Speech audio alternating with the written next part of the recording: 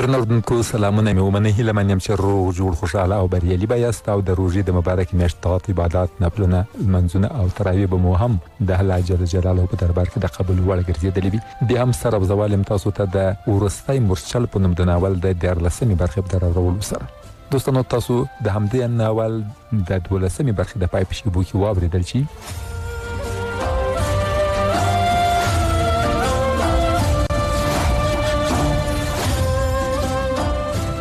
ابو اسحاق د تایر تر شا په دروازه کې څوک ولیدل چې ولاړ و، ودرېد او بیا یې لهجه بدله کړه. ویل ته د خوارزم نه د انعام په تمه موږ نشې راښکېل کولی او ځان نشې ژغورلی. تا د خلیفه نه د انعام د ترلاسه کولو لپاره موږ د خپلو ناولو هدفونو لپاره استعمال کړو، اوس د خوارزم له پاچا نه د انعام په تمه موږ پلورې. کاش موږ ته پخوا معلومه وای چې زموږ په ککروی څه لیکي. تا موږ ته یوازې دومره ویلي و چې تاسو د بغداد لپاره ډیر قوي خدمت تر سره کوئ او موږ یې په بدل کې تاسو په سرو او سپینو پالو. تایر ور وړاندې شو. د ابو اسحاق په خوله یې د سوک وار وکړ. ویل چوپ شه ذلیل انسانه، ته دا چاته ثابتول غواړې چې ستا په دې ناول د دسیسې کې زه هم شریک وم؟ ابو اسحاق ځان راقابو کړ. ویل تا ته چې موږ ته د پیسو تمه راکړه او د ذلت او رسوایي تل ته دې وغورځولو. زه به د دې ښار واکمن ته ورشم، فریاد به وکړم چې دا په جوماتونو کې وینا کوونکی د خپل وخت د اسلام ډیر ستر غلیم دی.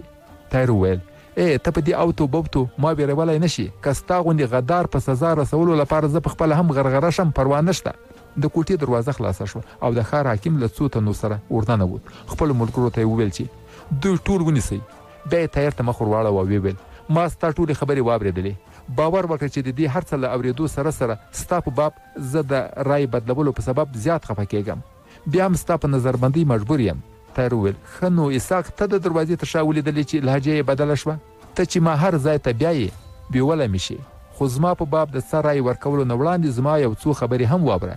هغه وویل که ته د خپلو ملګرو تورونه رد کړای شي نو زه به روحاً آرام شم، خو د داسې درنې دوسیې پرېکړه یوازې د قوقند حاکم کولی شي. د ښار حاکم خپل ملګرو ته امر وکړ چې د تایر ملګرو ته زولنې واچوي او دی له تایر سره بلې کوټې ته ولاړ. د تایر د اوږدو خبرو له اورېدو نه وروسته هغه د کمال د حاضرولو امر وکړ. له هغه نه یې د څو پوښتنو نه وروسته تایر ته مخ ور واړه ورته ویل چې تر کومه چې په ما پورې اړه لري ستا په باب زما بدګماني تر ډېره حده لرې شوې ده، خو ما مخکې هم عرض کړی دی چې زه د قوقند د لوی حاکم د امر د ترلاسه کولو پرته هیڅ هم نشم کولی. زه نن خپل استازی هغه ته استوم. ستا سره دومره مراد کولی شم چې تا ته زولنې در وانه چوو، خو په کلا کې به تر څارنې لاندې خامخا وي.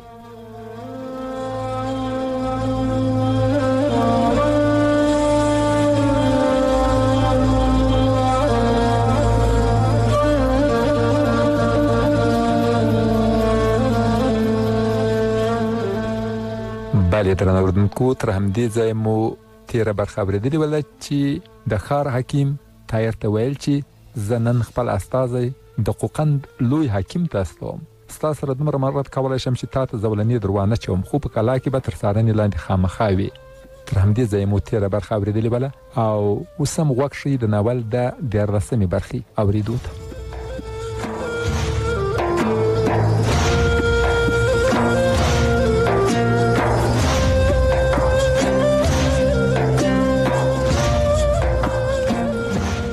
خیر کله چې دا ورته ویل چې ته به په کلا کې تر څارنې لاندې خامخا وي او ورپسې زیاته کړه چې ستا د ملګرو د سرونو له کتنې وروسته به دوی بندخونې ته استوو. خیر ماښام د دې ښار د حکیم الچي یا خبررسان د قوقند په لور روان شو. حاکم په خپل لیک کې د تایر د بېګنایي په اړه وضاحت کړی و. نږدې یوه نیمه اونۍ تر نظربندۍ وروسته تایر یوه ورځ د ایستلو تورو په پیره کې د ښار حاکم ته واستول شو. هغه تایر ته وویل چې د قوقند د لوی حاکم تیمور ملک ځواب راغلی چې ته باید هملته لاړ شي. تایر وویل زما ملګري به څه کوي؟ د ښار حاکم وویل هغوی ډېر لرې رسېدلي دي. تایر وویل ستا مطلب څه دی؟ د ښار حاکم ورته وویل زما مطلب دا دی چې تیمور ملک د دوی پر ځای د دوی سرونه غوښتي وو او زه د هغه د حکم په عملي کولو مجبور وم. تایر وویل نه ته له بیډ نه کار مه اخله. په بغداد کې د دې دسیسې د ټولو ښکېلو کسانو د نیولو لپاره د دوی ژوندي پاتې کېدل ضروري دي. د ښار حاکم وویل ما وویل چې ما هغه امر عملي کړی یم ده. تایر وویل مګر کمال او جمیل ښایي د دې سزا حقدار نه وو. د ښار حاکم وویل زه د دوی په بدل کې د خپل سر غوڅولو ته تیار نه وم. پر دې علاوه ستا هم په دې کې ده. تاسې د خپلو ملګرو سپیناوی کوئ.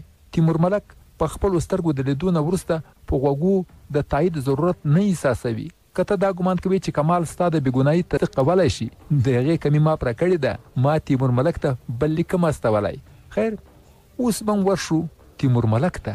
علاودین محمد خوارزمشاه ډیر ضدي او خپلسری پاچا و. د خوارزم په شمالي او ختیځو بریدونو یا سرحدونو چې د تاتاریانو د یوې غلچکي عملي او لوټ او تالان خبر واورېد، 2 لکه تنه لښکر یې راټول کړ او وړاندې تګ یې پیل کړ. جلال الدین د زلمی، زړور او هوښیار زوی د ده له دې پرېکړې سره مخالفت وکړ.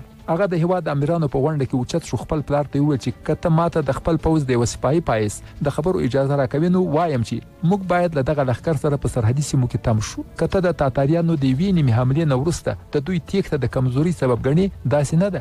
د دوی هدف دا دی چې موږ وپاروي او هغو سختو غرنیو لارو ته ورشو چې تنګ او دنګ ګړنګونه او لارې دوی ته د برجونو او مرچلونو په څیر دي. په هوار ډګر به موږ دوی د خس او خاشاک په څیر راسره واخلو، خو په غرنیو سیمو کې وړاندې تګ موږ ته زیات له خطره ډک دی. هغوی به په شا درومي او په یوه داسې ځای کې به تر موږ راتاو شي چې زموږ وړاندې او وروسته به له تباهي پرته بل هیڅ نه وي. تجربه کارو پوځي جنرالانو هم د جلال الدین نظر تایید کړ، خو خوارزمشاه د ځینو چاپلوسو امیرانو تر اغېز لاندې و. له دې نظر سره مخالفت وکړ. دغه لومړنی او وروستی دلیل دا و چې ډاکوګانو ته په سزا کې د بزړیتوب که وښیو، نو نړۍ به داسې وانګري چې موږ کمزوري شوي یو، او تر ننه موږ هر غنیم ته دا ښودلې ده چې موږ کمزوري نه یو. زموږ باور دی چې که مغول وزر وکړي او والوځي هم، موږ به ورباندې بریالي شو. کله چې جلال الدین په هیڅ ډول هم د خپل پلار رایه بدله نه کړای شوه، نو ویې ویل چې نو پلاره، که ستا دا اراده وي، زه غواړم چې ما د دې عملیاتو لپاره واستوي او ته له نور پوځ سره په هېواد کې پاته شه. خوارزمشاه د خپل هوښیار زوی دغه رایه هم ونه منله او ده ته یې د هېواد د اداري مسؤلیت وسپاره. په خپله له پوځ سره د شمال ختیځ په لور وخوځېد. د جلال الدین اندېښنې صحیح وې. د 2 لکه مسلمانانو په مقابل کې د مغولو تیتو پرکډلګي راټول شوي ول او له 4 خواوو نه یې شاتګ پیل کړ. خوارزمشاه د خپل ځواک په نشه مغرور د خپلو تجربه کارو جنرالانو مشوره ونه منله او پر مخ ولاړ.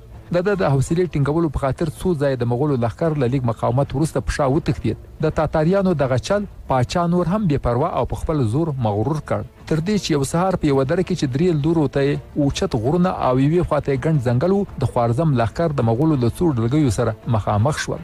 د مغولو پوځي ډلګۍ په جګړه کې په شا ولاړې او ځنګل ته ننوتلې، خو له 3 لورو نه د غرونو نه د تاتاریانو منظم پوځونه راښکاره شول.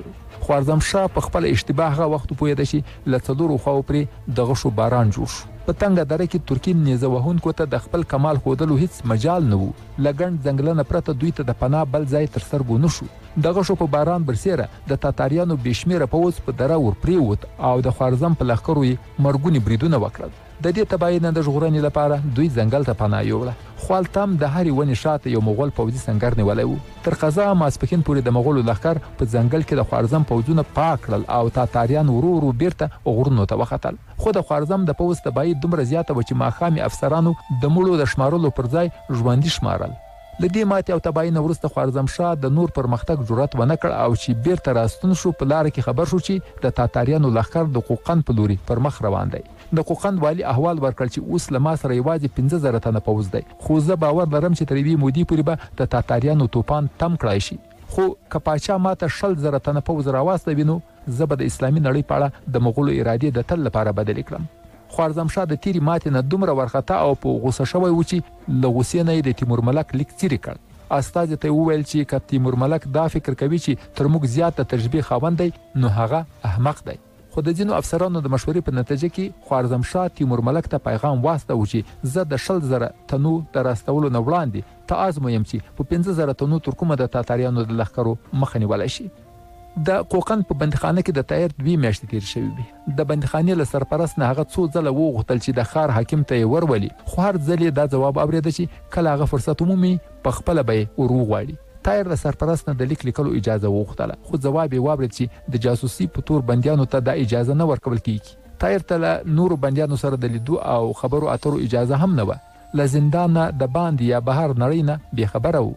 هغه ډیر ناکراره شو او له ځان سره به یې ویل چې ولې مې نه ورغواړي، له زندانه بهر څه تیریږي، آیا مغولو یرغل راوړی که څه؟ لوی حاکم زما په اړه د سوچ کولو فرصت هم نه لري. آیا هغه زما له خبر اورېدو پرته د عمري بند سزا راکوي؟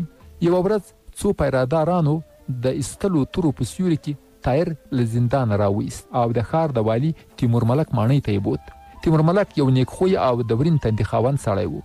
د هغه د تورې او زړورتیا داستانونه تر لرې لرې پورې مشهور شوي وو. د طاهر ټوله کیسه یې په ارامۍ واورېده. هغه د کیسې له اورولو وروسته د خوارزم د سفیر لیک ورکړ چې په هغه کې د طاهر په نیک نیتۍ اعتماد ښکاره کړی و. په دې لیک کې د صلاح الدین ایوبي د تورې یادونه هم شوې وه. تیمور ملک تر لیک ځنډه سر ښکته واچو او په فکرونو کې ډوب شو. وروسته یې سر پورته کړ، طاهر ته یې عقابي سترګې ورواړولې، ویې ویل تر کومه چې زما په رایه پورې اړه لري، زما رایه ستا پر خلاف نه ده، خو د پاچا امر دا دی چې دغسې دوسیې ما ته راواستوي. ستا د نیولو خبر هغه ته رسېدلی دی او زه د هغه د امر انتظار کوم. طاهر وویل زما په زندان کې 2 میاشتې تېرې شوې دي، اوس ما ته دا معلومات هم نشته چې بهر په نړۍ کې څه تېرېږي. زه ډېر زر غواړم چې بغداد ته ځان ورسوم، هلته باید خلک له صحیح حالت نه خبر شي. زما زړه ګواهي راکوي چې مغول به یوه ورځ ستاسو پر هېواد هم یرغل کوي او زما دا باور دی چې د بغداد په مداخله به دا یرغل درېږي. که داسې ونه شول نو لیک تر لیکه به زه د خوارزم له خلکو سره د مرستې لپاره هلته خلک راټول کړی شم. ما ته یوازې 2 ورځې رخصت راکړه. زه ژمنه کوم چې د بغداد خلکو ته د پیغام رسولو نه وروسته بیرته تاسو ته حاضرېږم. د یوه بندي له خولې ښایي داسې غوښتنه درته خندنۍ ښکاره شي، خو زه تاسو ته څه ډول باور درکړم چې زه یو مسلمان یم او د مسلمانانو عزت او ابرو تر ځانه راباندې ګران دي. د خدای په خاطر زما پر ژمنه باور وکړئ، که نه نو لیک تر لیکه مې زر خوارزم شاته واستوئ. تیمور ملک ځواب ورکړ ځوانه، له تاتاریانو سره زموږ جګړه پیل شوې ده او تر اوسه پورې زموږ د ډېرې بدې ماتې خبر بغداد ته هم ښایي رسېدلی وي او امکان لري پر اسلام د کفر د لومړي بري په ویاړ بغداد په چراغونو رڼا شوی وي. په دې حالت کې زه پوهېږم چې که ستا نیت رښتیا صحیح وي نو د بغداد د خلیفه ماڼۍ تا ته د قوقن له زندان نه زیاته خطرناکه ده. هغوی چې له تا نه کوم کار اخیستل غوښتل وایخیست، ښایي هغوی ستا د ژوندي پاتې کېدو ضرورت احساس هم نه کړي او د پاچا حضور پر زړه او دماغ چې تازه ماتې کومه بده اغېزه کړې ده، د هغې له مخې زه دا خطر احساسوم چې ښایي هغه د جاسوس د نامه له اورېدو سره د خبرې پوره اورېدو ضرورت احساس هم نه کړي. طاهر چې د ماتې خبر واورېد تر یوې شېبې پورې حیران ودرېد. دغه حالت هغه چاته ورته و چې د خوب په حالت کې سیند ته غورځېدلی وي. لیک ځنډ وروسته په خپلو اعصابو راقابو شو، ویې ویل زه د خپل مرګ پروا نه لرم، خو خدای شاهد دی چې زه بېګناه یم. ما ته یې دوکه راکړې ده. زه یوازې دا غواړم چې له مرګه وړاندې دغه اشتباه جبران کړم او زه بغداد ته له رسېدو نه پرته دا کفاره نشم ادا کولی. ستاسو اصلي مجرم پخوانی د بهرنیو چارو وزیر وحید الدین دی. که هغه ژوندی و زه ژمنه کوم چې په 2 ورځو کې به یې سر درته راوړم او که نه نو زما سر به ازیر وي. تیمور ملک وویل ګوره زموږ اصلي مدعیان خلیفه او صدر اعظم دي. د بهرنیو چارو وزیر یوازې د هغه د لاس اله کېدای شي. که ته د هغه د سر د راوړلو ژمنه کوې نو زه به ستا د خوشي کېدو په باب څه فکر وکړم.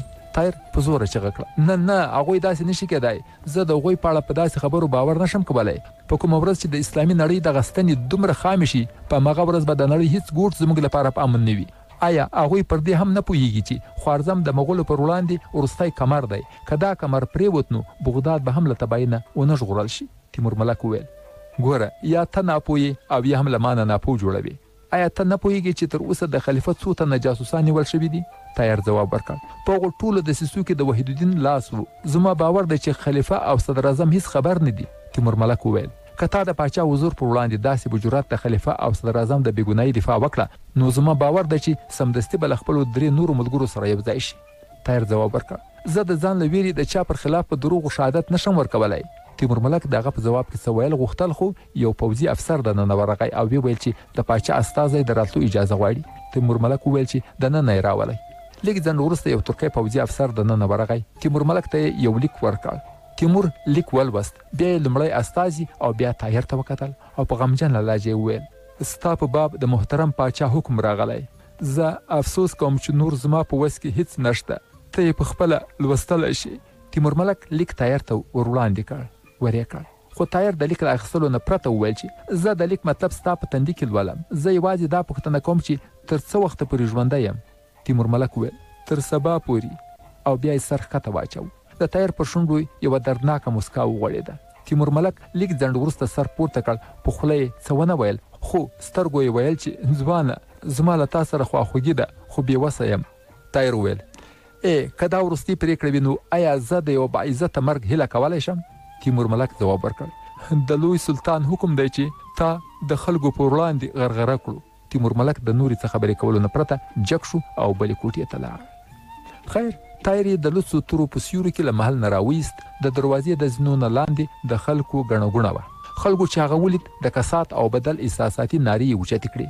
د قوم غدار، د خلیفه جاسوس، د اسلام دښمن، وینیسئ، ویې وژنئ.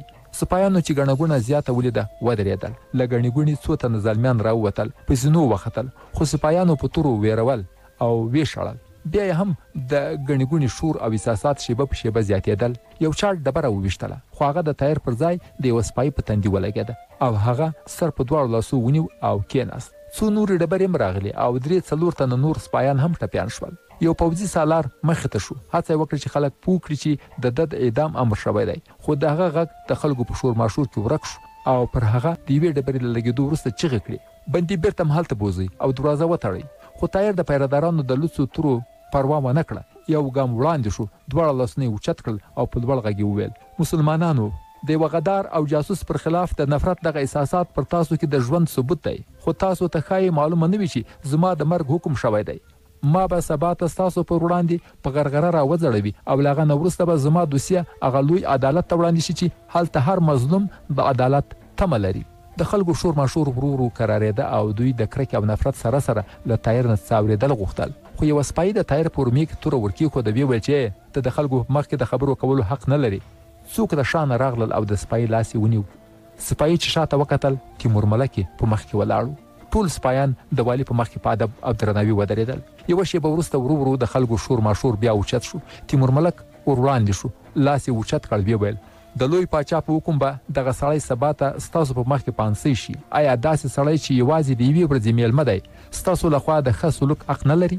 تیمور ملک پیرهدارانو ته په ده پسې د ورتلو امر وکړ او په زینو کې ښکته شو. څو ګامه چې ښکته شو، خلکو ته یې وویل چې زه ډېر مصروف یم، د سرحد نه هاخوا د تاتاریانو پوځونه لیدل شوي دي. زه بیریږم چې د جنوب د نورو ښارونو په څیر په قوقند هم ناڅاپي یرغل رانه وړي، ځکه خو دا د نارو مهال نه دی، د تورو د تېرولو وخت دی. تاسو زما 3-4 تنه سپایان ټپیان کړل او تاسو به دې هم پوهیږئ چې له ما سره زیات سپایان نشته. که تاسو دا ژمنه راسره وکړئ چې نور به په لاره کې سپایان یا عسکر نه ازاروئ، نو زه به بیرته ستون شم او په مهمو چارو به غور وکړم، که نه نو تر زندان پورې باید زه پخپله ورسره ولاړ شم. یوه زلمي په لوړ آواز وویل: ورونو، دا څه ناپوهي ده، موږ په دې نازک وخت کې خپل ګران حاکم ته تکلیف ورکوو او وخت ضایع کوو. اوس ستاسو ډاډ حاصل شو چې ګناهګار ته به عبرتناکه سزا ورکول کیږي. نور څه غواړئ؟ ځئ له دې ځایه. خلک په وړو وړو ډلګیو سره ټیټ او پرک شول. تیمور ملک د محل په لور بیرته وګرځېد. سپایانو یا عسکرو ته یې وویل چې بندي ته هیڅ ډول تکلیف ونه رسیږي. پر اسمان وریځې راخپرېږي. د شمال په سړه هوا کې د ټایر بدن ریږدېده. یوه عسکر خپل پوستین راواخیسته او هغه ته یې ور واغوست. ټایر هغه ته د مننې په نظر وکتل او پوستین یې بیرته هغه ته ورکړ. ویې ویل: مننه، د یوې ورځې میلمه ته نور د دې ضرورت نشته. خیر، سبا ته د قوقند بازارونو د واورو بړستنه اغوستې وه. ټایر له بندیخانې نه بیرون د یوې چوترې په سر ولاړ و. دغه لاسونه شاته کلک په پړي تړل شوي ول. له ده نه 2 ګامه لرې د پانسۍ پړی راځړېدلی و. شاوخوا ته د واورې د ورېدو سره سره په سلګونو تنه ولاړ و. د مرګ د دومره نږدې لیدو سره سره د ټایر په څېره کې غیر معمولي سکون و. د زندان د سرپرست په اشاره جلاد په چوتره ور وخوت، د غرغرې پړی په لاس ونیو او ټایر ته یې د لرګي په تخته د درېدو اشاره وکړه. ټایر په تخته ودرېد. یوې او بلې خواته یې وکتل. په ننداره کوونکو کې اوس هغه پخوانی جوش او احساسات نه وو. جلاد د غرغرې پړی د ټایر په غاړه کې ور واچاوه. د بندیخانې سرپرست ور وړاندې شو. ویې ویل: ستا لپاره دا وروستی فرصت دی، که ستا داسې کومه هیله وي چې موږ یې ترسره کولی شو نو ویې وایه. ټایر وویل: ما د دې خبرې ځواب پخوا هم درکړی. په داسې مهال خدای پالونکی له انسانانو نه هیلې نه کوي. ما چې څه غوښتل له خپل خدای جل جلاله نه مې غوښتي. که زما دعاګانې د هغه په دربار کې قبولې شوي وي، نو ماته د کوم انسان په مخ کې د لمن غوړولو ضرورت نشته، او که د هغه په دربار کې زما دعاګانې نه وي قبولې شوي، نو ته زما لپاره هیڅ هم نشي کولی. د زندان سرپرست بې ځوابه شو. ویې ویل: بیا هم که ته په بغداد کې کومو خپلوانو ته پیغام استول غواړې، ښایي موږ یې بندوبست وکړای شو. ټایر ځواب ورکړ: د خدای جل جلاله او رسول صلی الله علیه وسلم هر نوم اخیستونکی زما خپل اوازیز دی، او ما دوی هر یوه ته یو پیغام ورکول غوښتل. که خدای جل جلاله ته له ما نه د څه کار اخیستل منظور وي، نو ما ته به خامخا موقع راکړي، که نه نو زما باور دی چې له ما نه وروسته به یو غوره انسان د دې هدف لپاره وټاکي. د زندان سرپرست وویل: زه پوښتلی شم چې هغه پیغام څه دی؟ ټایر وویل: هغه پیغام دا دی چې اوس کفر د اسلام په مقابل کې خپل ټول ځواکونه تنظیموي. پر مسلمانانو فرض دی چې د دین د ساتنې لپاره سره یو او منظم شي. سرپرست وویل اوس یوازې څو شېبې وخت لري که څه دعا غواړې ویې غواړه. طاهر په سپینو وریځو پټ اسمان ته مخ کړ او هغه دعا چې د شپې څو ځلې تکرار کړې وه بیا تکرار کړه. ویې ویل ای زما پروردګاره آیا زه ستا د دین په هیڅ درد نه خورم؟ ما ستا په لار کې د جهاد په نیت له تورو او نیزو سره لوبې زده کړي دي. آیا زما په برخه کې له یوه هیبتناک مرګ پرته هیڅ نشته؟ ما د صلاح الدین ایوبي رحمت الله د تورې حق هم ادا نه کړی شو. زما خاونده د انسانانو د غلطو پریکړو ماتول تا ته هیڅ هم نه دي.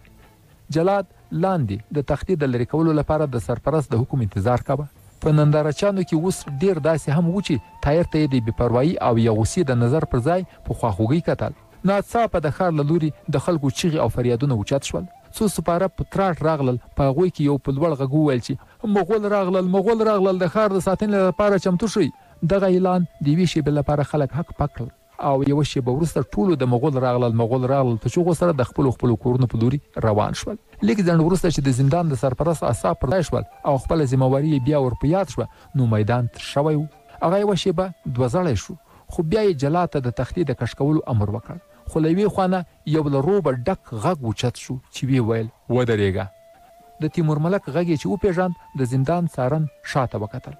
تیمور ملک پر آس سپور و. له هغه سره څو نور سپایان هم وو. هغه چوترې ته نږدې له آس نه پلی شو. په چوتره وخوت. د طاهر د غاړې نه یې د غرغرې پړی لرې کړ او بیا یې په خنجر د هغه د لاسونو پړي غوڅ کړل. طاهر زر پوښتنه ترېنه وکړه تتاریان څومره لرې دي؟ تیمور ملک ځواب ورکړ نږدې 10 میله به وي. تا ته له ښار نه د وتلو پوره فرصت شته؟ طاهر په ډاډمنه لهجه وپوښتل چېرته د تلو لپاره فرصت شته؟ تیمور ملک ځواب ورکړ د بغداد لوري ته. تا غوښتل چې بغداد ته ولاړ شې که نه؟ طاهر وویل نه اوس له بغداد نه دلته زیات کار دی. تیمور ملک وویل ډېر ښه ته له ما سره ولاړ شه. تیمور ملک دا وویل او یو سپایي ته یې امر وکړ چې خپل آس او توره طاهر ته ورکړي.